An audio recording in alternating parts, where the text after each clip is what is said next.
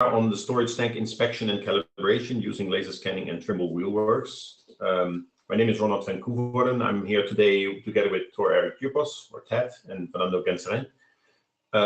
Three of us are going to present to you our solution of the storage tank inspection and calibration. This is not a technical training. We really wanted to use this webinar as an introduction to this opportunity. We have had a unique solution for storage tank inspection and calibration in Trimble Wheelworks for some time already. But we've also recognized that not too many are using this yet, while there are opportunities out there in almost every country. So we wanted to take this webinar to talk a little bit more and explain what the storage tank inspection and tank calibration is. These are two different things, often seen as probably the same thing, but they are actually quite different, and we will explain that. We'll then explain what Trimble Wheelworks and actually offers in this space, and how you can benefit from a significant workflow productivity increase using Trimble Wheelworks. And then after that, we will continue with explaining a little bit where the opportunities are, how you can potentially find them, and how we can further help you to explore this this opportunity. And both Ted and Fernando will drive most of this this webinar. So without any further delay, I want to hand it over to Ted to start with the introduction of this solution. Thank you very much, Ronald. Just first of all, just make sure, I hope everybody hear me okay. If not, please give us an indication if that's not the case. As Ronald says, my name is Tor Erik Dupos, or Ted, as most people call me, and I'm going to do the bulk part of this presentation regarding inspection and calibration with laser scanning. And as Ronald said, it's not a technical presentation. It's really about learning what tank inspection and tank calibration is, and then hopefully so you can get a better understanding of what is these systems offer. So a very quick overview of what we're going to look at today. So we're going to speak a little bit about storage tanks. So what are they? Probably obvious to a lot of people, but we'll still have a look at them. And then we touch on the specifics that we're actually talking about two solutions.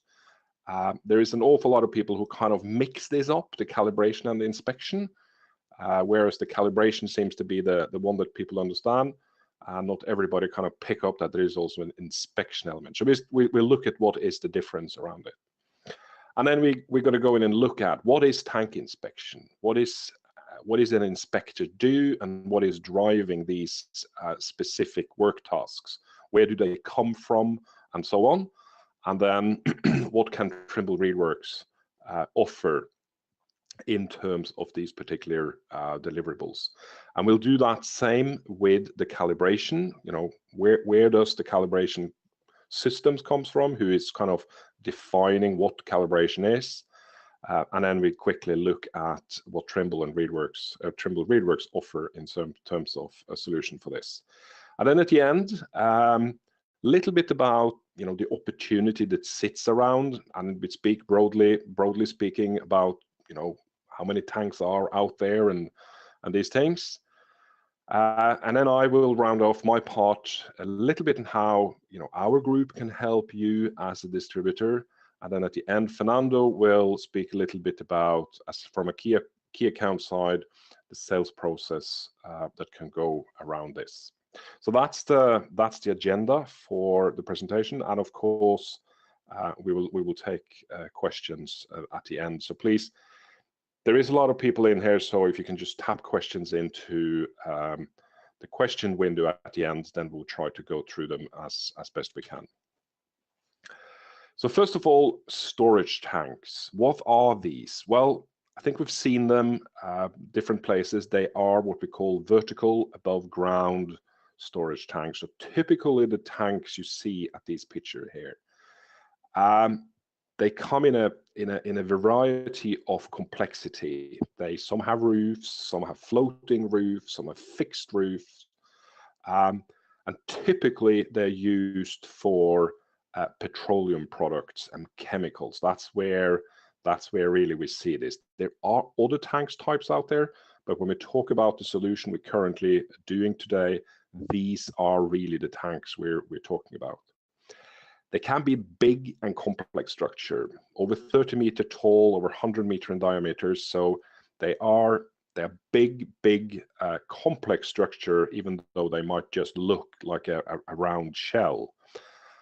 And last but not least, there are several thousands of these in service worldwide that need in most cases both calibration and inspection. So why, if we look at these things, as I say, we need to separate between two particular tasks because these are not necessarily the same. First, we have what we call tank inspection. And tank inspection is really the process of visually or electronically determine the physical state of the tank. So basically looking at the tanks and its current state, in what kind of state this tank is in. So it's a physical thing in order to see where and how this particular tank is. The other solution we talk about, this is what we call tank calibration. And tank calibration is more about, or is all about, determining the correct volume of whatever substance is in this tank. And that is done very often, or in most cases, because of legal requirements for either counting and tax purposes. So you can see these two and are quite different in terms of what they offer. The first one is actually something a lot of very traditional survey companies can go and do. Most of them will, in cases, have to go and get themselves certified to do so, but it can be a quite lucrative extra business area to go into for a survey company to actually do. The calibration bit is probably more specialized companies that do, which can of course also do the inspection. But we do have several survey customers that's gone into the inspection element of this without actually touching on the calibration side of it. So keep these two elements separated, inspection and calibration, as they are two different solutions which both can be done in Trimble Reelworks. Now, if we first look at the tank inspection side of thing, that's the one we look at first. What can cause these tanks to fall over? As I said, they are big metallic structures standing there, and of course they have a number of elements that can affect them. So for example, corrosion has a big impact on these. Wind and weather, they are big and bulky structures that stands out there. Seismic activity, for those that are placed in areas which have seismic activity, probably not too much of it in Europe, but there's plenty of places out there that has these type of activities. And then impacts, that be vehicles, cranes, building processes, these type of things can influence them. And then we have overfilling, so actually they've put too much into these tanks, or over and under pressure tanks that goes more on the one that has some sort of gas system in it. All these elements can have some sort of physical indication on these tanks, which to some degree can damage them, and that's not good. And then there's the questions, why do they do that? Well, they're expensive to build, and maintenance of these is a lot less expensive than to replace them. And last but not least, of course, the typical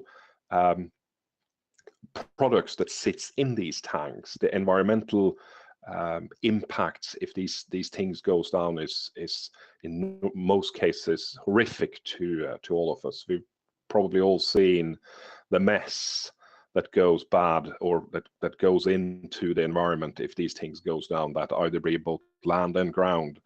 So there's a huge interest for all parties, not only economical interest, but also environmental interest, to make sure that these products is always up to speed, or to where they need to be in terms of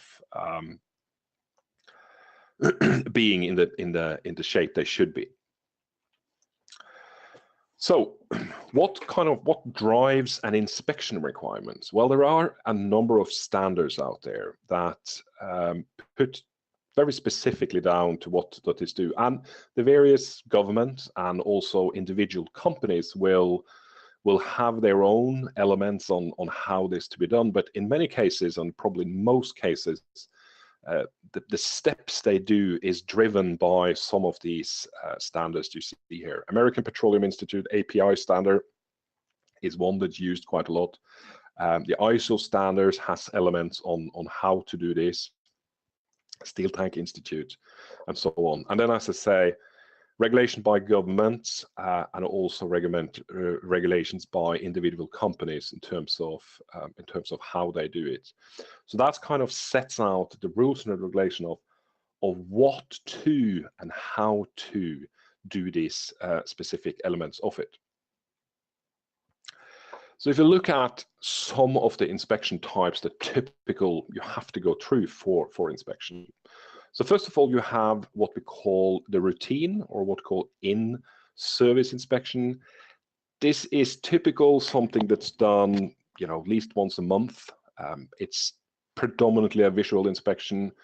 You go around, you look, you go over the surface of the tank, and you clearly look for any kind of damage or some sort of indication that this tank is having a problem with some sort of indication.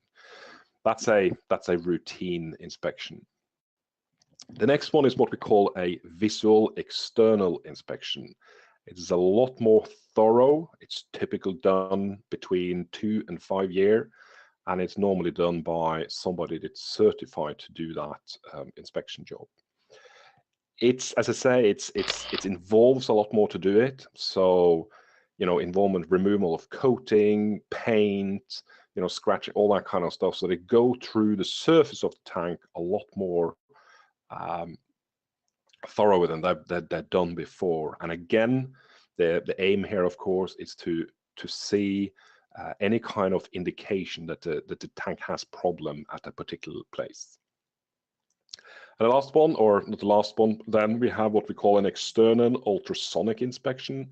This is done every 5 years, and then you start looking at the thickness of the steel. So they typically have this instrument that they for those who haven't seen, they crawl all over the shell quite slowly, and it's kind of an ultrasonic inspection, and they get some sort of measurement of the various thickness of the plates that sits there, and also things like welds and these type of things, to see that they are all right.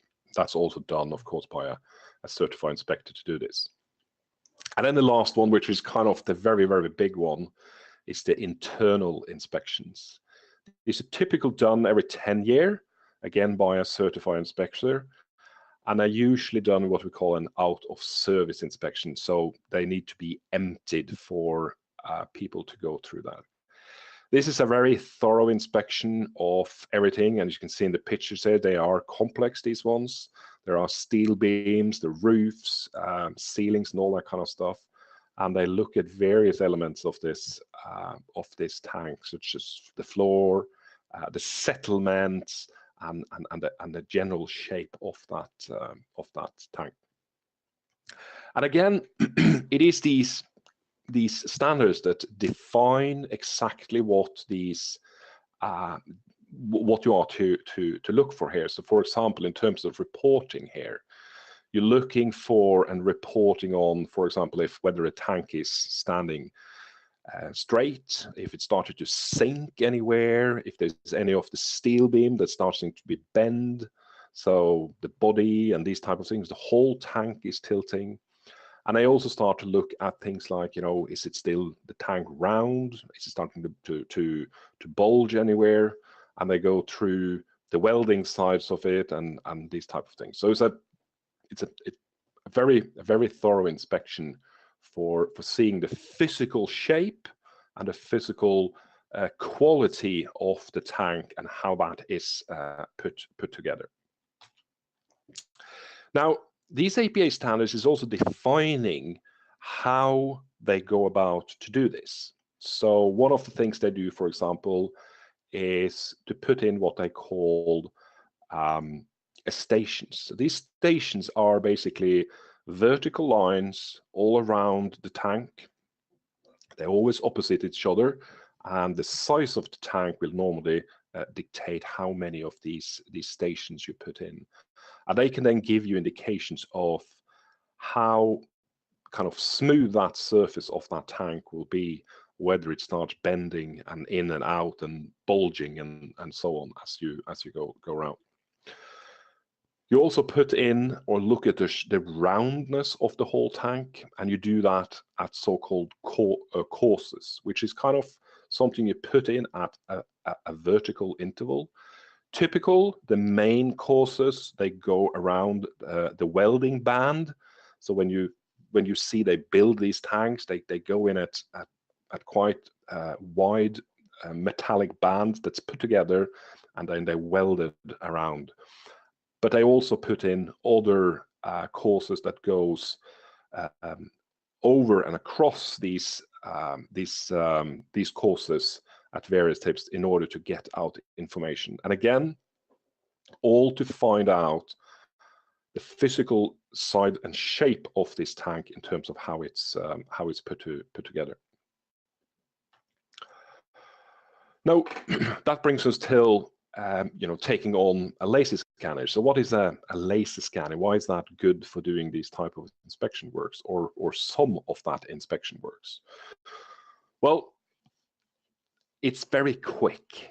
To do a laser scan of one of these things goes very quick. I think we all know how a laser scanner works, and it's capture data very quickly. It also capture data very accurately compared to the more traditional manual situation and how they do it. It's easy to visualize, so it's easy to see the results, very, very easy. And because you have these dense data and so much data, it's a lot easier to go in and create both the settlement analysis and also the distortion analysis of the tank, which you will have to do some sort of, or a much more manual, a much more time-consuming way by using, for example, just a traditional total station. And also because you have all this data and the denseness of the data, you get kind of extra capability to also go and take out measurements of the tanks that can be used for other things. Now, for this particular process, we created the advanced tank module. And as I said, one of two workflow that's put into there was the inspection bit. And we've then basically gone in and we've taken these APA standards and we've looked at, with, of course, in cooperation with people that are doing this, the workflow that needs to go through in order to cover some of these inspection methods, and also then in order to get some of these required reports out in a kind of neat workflow and streamlined way, so the user kind of takes this through. So very quickly, in terms of how you do this in RealWorks, you clean the data set so that you really can just focus on the tank shell. You configure your stations, you define your courses and any other of the vertical measurements, then you set your tolerance values, and based on that, it can then generate these reports according to the standards that it needs to come out. And then you export that for a very, very quick workflow in order to get it out. So very quickly, what you will see and do in RealWorks to do this. So clean the data sets, and here we have similar automatic features like you have in the classification tools. So basically, this is a classification tools that would go in and would try to strip off anything that shouldn't be part of the shell. So stairs, any valves, any pipes and things like that that goes out of the shell will automatically take out. So speeding up the process of getting a clean shell out of that. Then you can go in and you define your stations. So these are the vertical stations that goes around. And then you define your courses, which is the horizontal line, plus the other, the horizontal line to take in there. So that's kind of defining what and where we're going to look at the reporting. And from there on, you put in your tolerances. So where and between the values is the system going to either report a pass or a fail. And then you produce a report. And they can look typically like this. In this case, you have a roundness report that says something of how round this tank is. And these values are exaggerated, so they look worse than they are, but they're really there for visualization. So you can see anything that's in between the two green lines, which is your tolerances, it's good. Anything is outside is red. And it will give you the value, and it will also give you an indication of where you are. It also gives you the horizontal side of things. So in this case, you can see basically how the side of that tank at a particular station will buckle or not buckle. And for example, on this report here, the bottom part, you can set different tolerances. And typically the bottom part of the tank has stricter tolerances just because that's where a lot of the weight sits. So you would have stricter tolerances further down than what you, for example, would have straighter up. And then you export these, as these are according to how they should be, out as a report. So very, very quick, very straightforward, and very easy way to generate and do this type of work. Then, of course, you have a lot of this data. You can also do more analysis on them. So you can go in and use one of the inspection tools. So you get kind of a cut fit map of the whole tank shell. And from there on, you can go in and analyze, is there any of these areas that needs further work? So if you find a place of interest, it's very easy to mark it. And of course, as it's marked, you can then export it, and you can take it back out in the field. So it's very easy to find it by, for example, using a total station to set out these marks and find a particular place where there might be an interest, because as I say, some of these can be very, very, very big. So it's not always that easy just to see it by your eyes, so to speak. Now that was the tank inspection. So the first part of this. The other part we talk about is what we call tank calibration. And as I say, tank calibration is all about, what is inside the tank, what's the volume inside that tank, and it's traditionally done because of legal requirements for either finance reason, or mostly for finance reason, tax purposes, accounting, and these type of things. So this is quite strict. Required for a lot of things. There's some of the same requirements or some of the same standards that goes around these ones. So ISO, the IPI again is used quite often. There are some other ones that also used in terms of the practices and how to do this, so to speak. Now, tank calibration in most cases is a lot more strict when it comes to the instrument you use for doing this. So, for example, a total station in general is an approved instrument to do so. There is a number of other instruments too, but laser scanning is a relatively new type of equipment, and this industry isn't necessarily moved quickest on some of the adaptation to these things or know what it is. That's probably more where it sits. So this is probably the area where you will mostly meet the requirements for having some sort of calibration or some sort of approval in order to take the laser scanner in there. In terms of the software itself, we also try to follow these standards in terms of how we do some of these calculations according to the standards. They're talking about calibration and approval for the laser scanner itself. We don't have as I said, this is regulated very much individually from country to country in terms of how they do it. There isn't like one approval that you can take, for example, just a TX8 and then that's approved to do this type of work. In most cases, they will probably require that each individual laser scanner will have to go through some sort of, that's going to be used for the job, has to go through some sort of approval, at least to start with. Now, in Germany, they've just done this. They've taken a couple of TX8 through this process. It's gone through. So we know that the TX8 is a laser scanner that will go through this process. We know it's a laser scanner that will pass this, that can be used to do this type of work. So if there are people that come into this situation, we have processes and places where we know we can go and get this done through.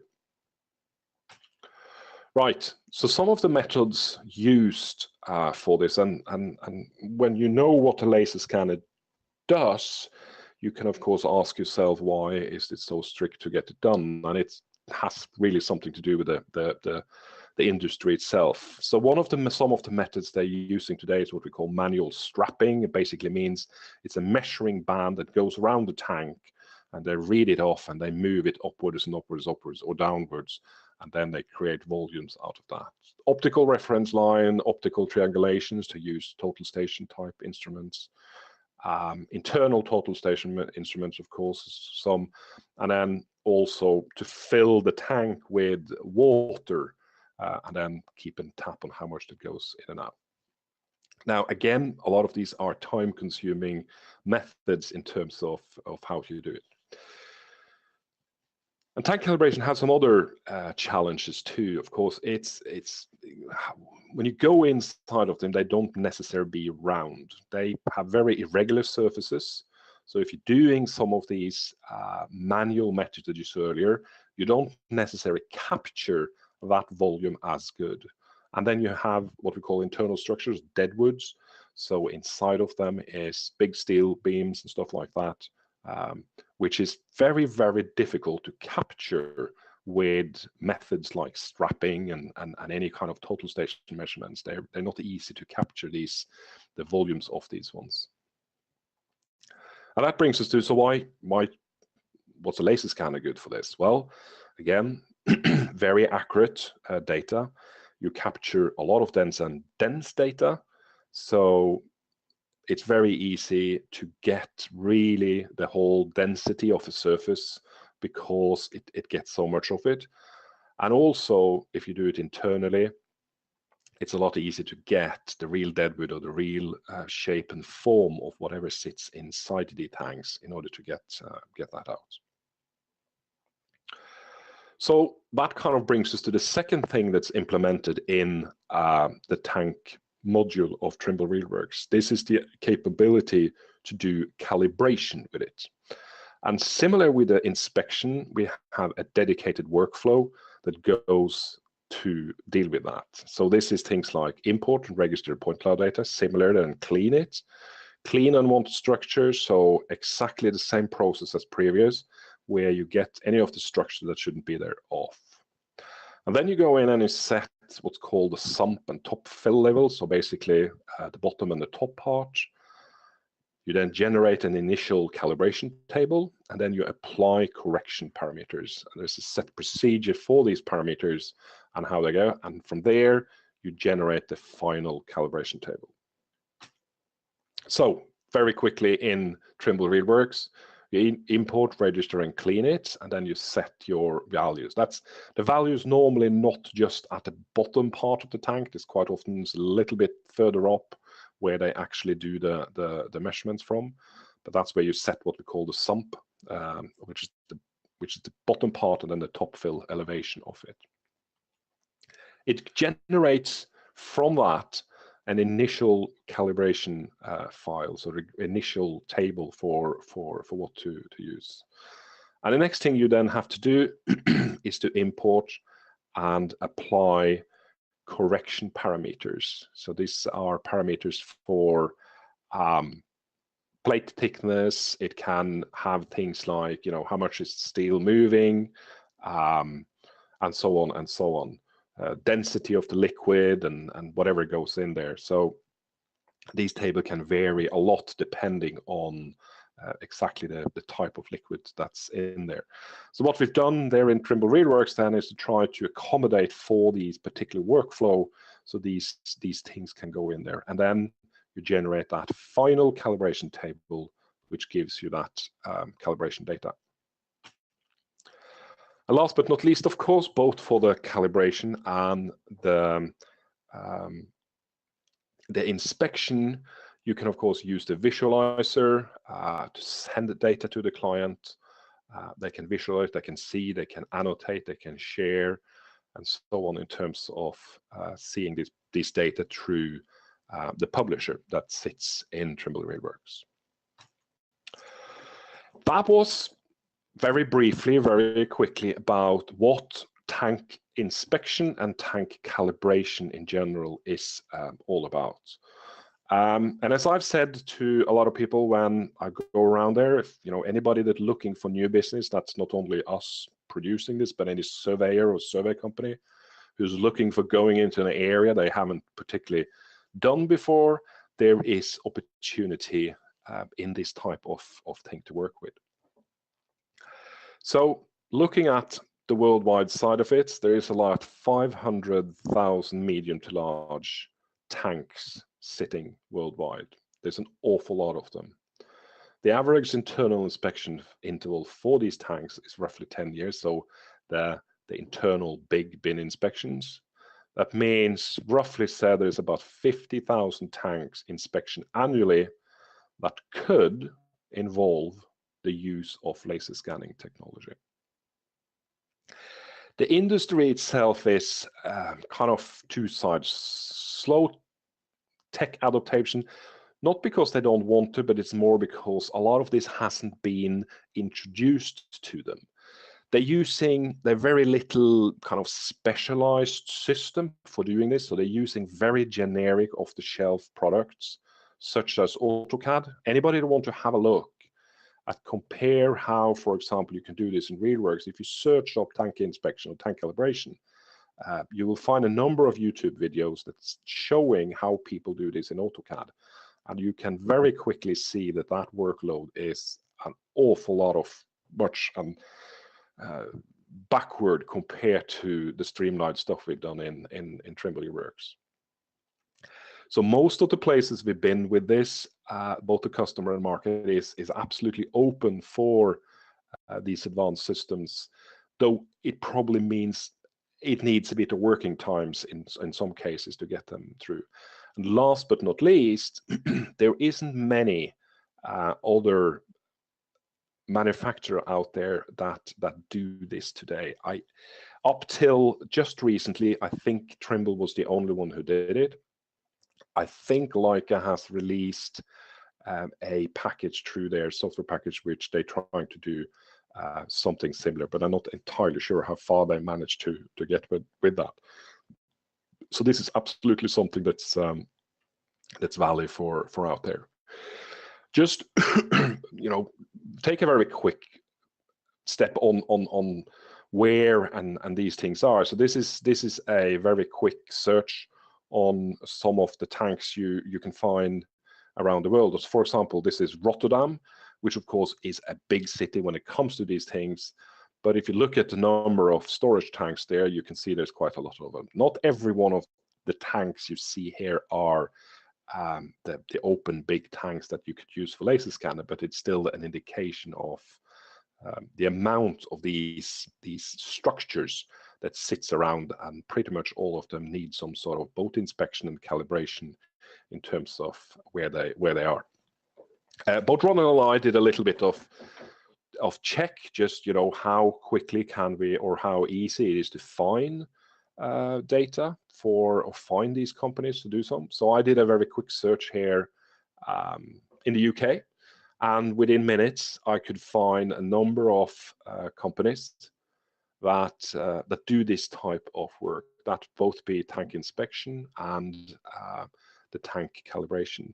And these are companies, and I've been with Trimble for many, many years, that I've never really had anything to do, and each one of them are potentially a new client for us to go and visit and do something with. I did the same thing for Norway, and again, by very little search on the internet, I found a number of companies that go and do this this type of work. And also, if you sit and read through their web pages, you can see a lot of these standards is referenced through. So API, ISO, and these things that goes there. So it clearly shows that this is the wind that's been followed. Ronald did the same for Holland. And again, here, a number of companies comes up that's into this particular market, which is good. So how can we help you to take this forward from where we are now? Well, we can do more of what we call awareness training on the content. So more of what I'm doing right now, explain and talk about what this is and what's involved in it. We can do training on it, so specific Trimble RealWork tank training for those of you who haven't touched this much. So that's going more into the technical part on how to in Trimble RealWork. We can either do that office-based or web-based, depending on that situation for the opportunity. We can help with demonstration of the solution. So, you know, take tank data through and show what comes that. And again, we can do the webinars. And of course, if the opportunity is big enough, we can also come and help with site visits. We do have internal expertise within Trimble. You know, one as part of developing these specific solutions, people being out there, but also in terms of people who go and see these customers and help out with demonstrations. And we also have a number of customers already using the solution with you know, with very good feedback. Probably won't fit absolutely everyone, but we still believe that this is an area that it's worth exploring for most of us to see if we can get some more. So the summary for me here before I hand over to Fernando is the laser scanning is an absolutely very efficient for doing both tank inspection and the calibration. It greatly reduced the field time, as well as it capture a lot more data than they will ever get. This helps for the automation, both in the time it creates to produce the deliverables they need, but also the accuracy of it. And there is absolutely opportunities for any professionals that works with laser scanning to expand into this industry to get some increased business. And with that, I will hand it over to Fernando. Fernando, can you hear me? Yes.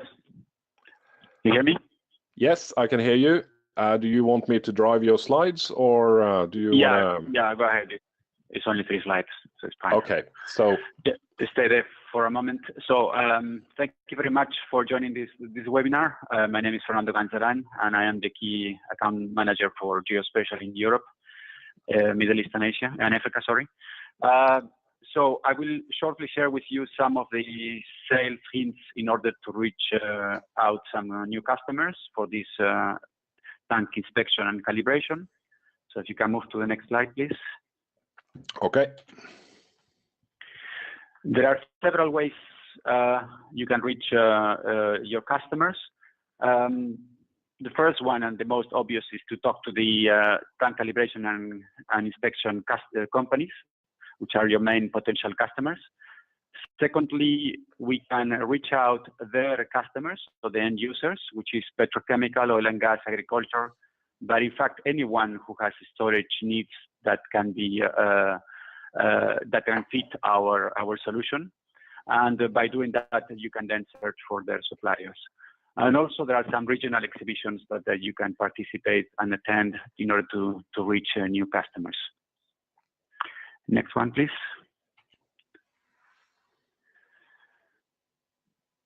we have made a small analysis of some of the companies that you can find worldwide that are working in this industry.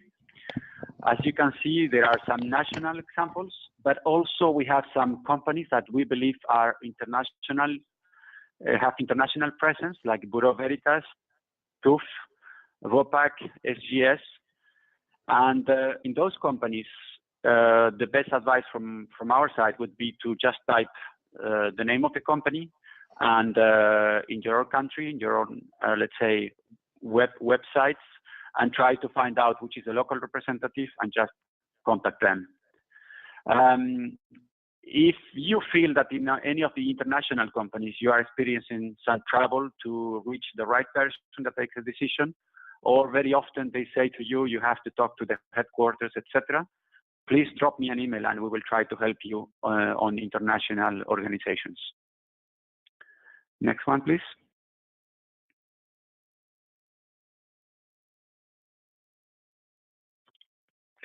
So for end users, I just took some of them by size. You can find petrochemical companies, you can find oil and gas companies, and in fact, just by typing tank inspection and calibration or tank inspection or tank calibration, you can find a lot of companies. Obviously, it's very difficult to reach those companies because they are quite big organizations, but eventually if in your network you have some let's say, relationships, some people that you know that are working in these organizations, eventually they can help you finding who are their suppliers. Also, by talking to the surveying companies or engineering companies in your country, some of them are already in this field. And I really recommend you that when you do any visit to your surveying companies in your own country, you mention to them if they are in this industry. Sometimes you have some nice surprises. Next one, please. Hold on. There we go. So just before I give the word, very simple from the sales approach, there are four different, let's say, ideas that you can talk to your customers aside from the technical approach. The first one is that it's a safe solution. You have people around, you have dangerous workflows. This is safe for them. It's going to increase their safety. It's an error-free. There is no need to use pen and paper, and you will have a lot of data which is stored in your software. You will have added value information and accurate information that it could be interesting for the customers, and also it will be fast. So we are increasing the productivity. So those are the four, let's say, sales tools that you can use when you reach your customers, and I think most of them will be interested.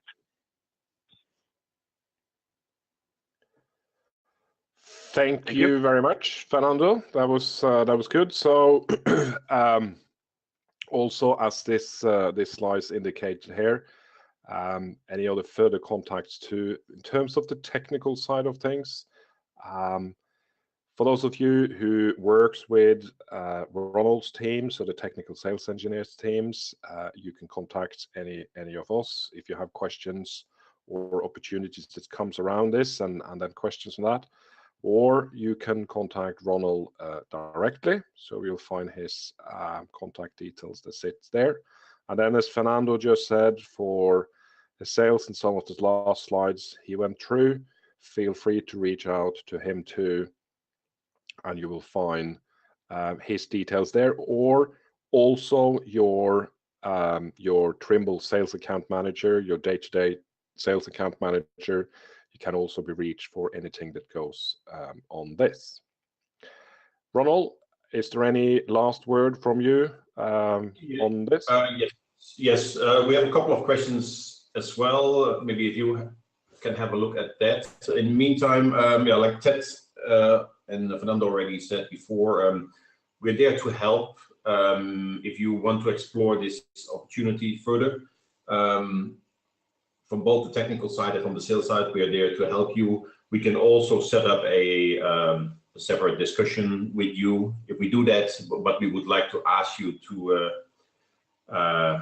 do is a kind of a little bit of homework and explore the opportunities in your country and maybe pick or find out what is one of the major players in your market, and then we can use that to actually have a further in-depth discussion to look at the opportunities in your market. With that, Ted, I see a couple of questions. I can't see them. Oh, sorry. I see a question regarding explosion-proof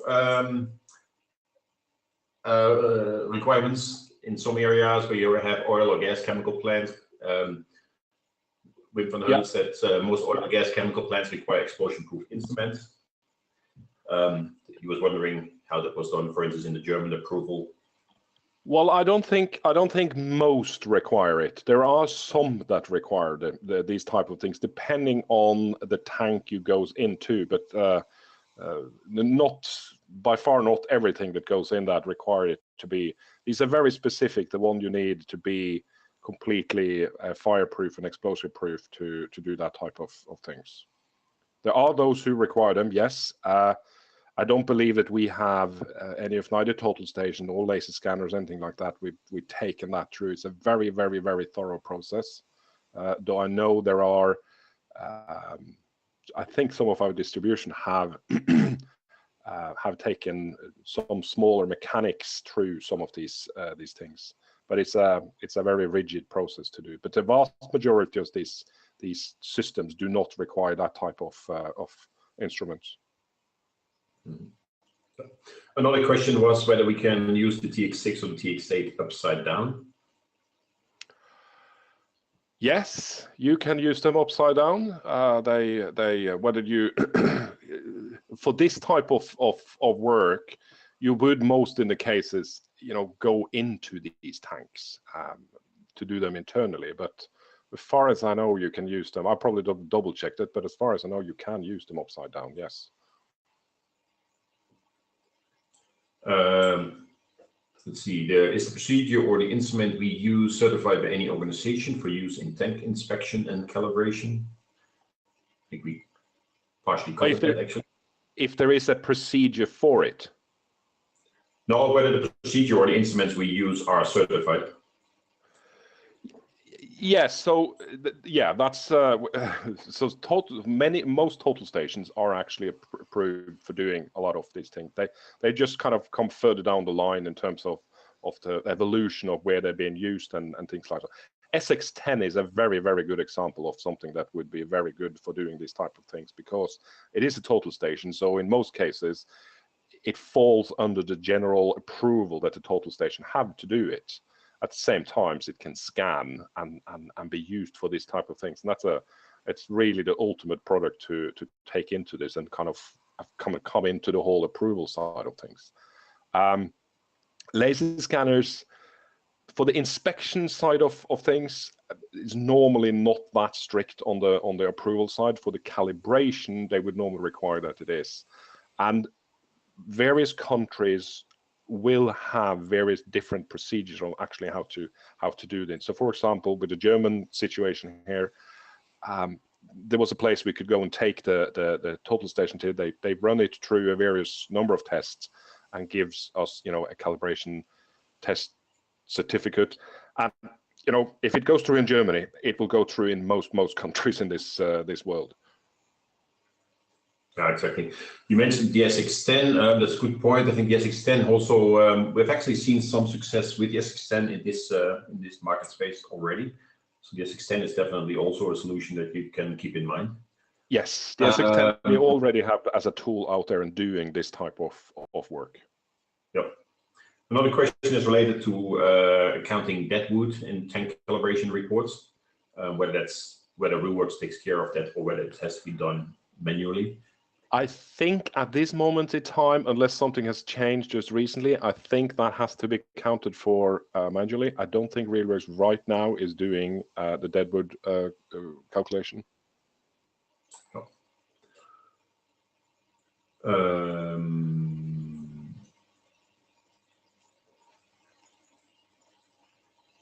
There's a question regarding a certificate from PTB as proof that the TX8 had been certified successfully by the PTB in Germany. remember that the certification that Ted showed on the webinar was for a specific TX8. So it's not that you certify the TX8 as a model, and then with that all the TX8s are okay. It's every individual one has had to go through a process there, but it just shows the TX8 is suitable of going through that and that it meets the requirements from those. So typical what's happening in these approval processes when it comes to that is that when there is a kind of new technology, and for them laser scanning is new, it's the first one that goes through these systems. It's kind of go through individual, and then as they get more and more of them through, they will approve the whole series, so to speak. But it's a kind of an iteration process it goes through in order to get there. The next question is, does the software also handle the sump volume and the piping work volume? If yes, how? That I need to check.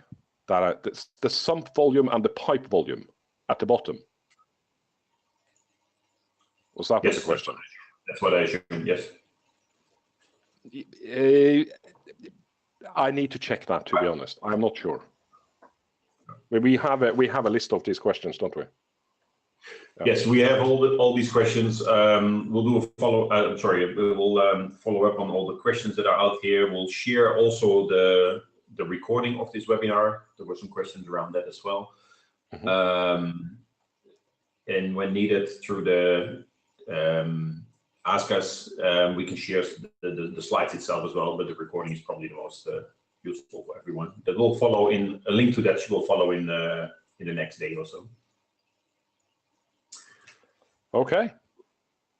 Okay, with that, thanks everyone for joining this webinar. I hope this was useful. We hope we kind of talked about a solution that not everyone is familiar with, and that we showed that there are opportunities out there.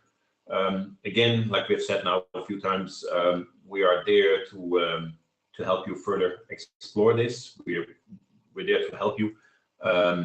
Contact us, and we can discuss the next steps. Thank you, everyone. Okay. Take care. Thank you. Bye-bye.